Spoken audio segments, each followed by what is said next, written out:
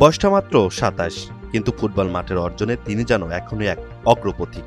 নিজের তৃতীয় বিশ্বকাপ খেলতে এসেই ফরাসি ফুটবলের ইতিহাসে নতুন এক রূপকথা লিখলেন কিলিয়ান এমবাপ্পে।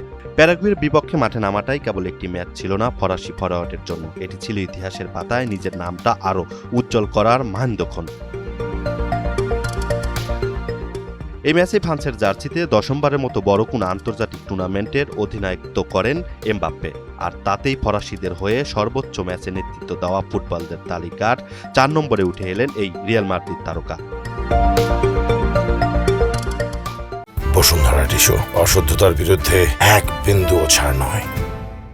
অধিনায়কের এই তালিকায় এমবাপ্পের সামনে এখন কেবল সাবেক গোলরক্ষক উগো লরিস, কিংবদন্তি মিশেল প্লাতিনি এবং বর্তমান কোচ দিদিয়ের দেশম।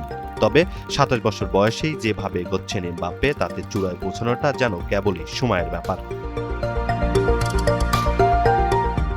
রেকর্ড এখানে শেষ নয়। প্যারাগুয়ের বিপক্ষে ম্যাচটি ছিল বিশ্বকাপের এমবাপ্পের ১৯তম ম্যাচ। আউটফিল্ড খেলোয়াড় হিসাবে ফরাসিদের হয়ে সবচেয়ে বেশি বিশ্বকাপ ম্যাচ খেলার রেকর্ডে তিনি স্পর্শ করেছেন আন্তোয়ান গ্রিজম্যানকে।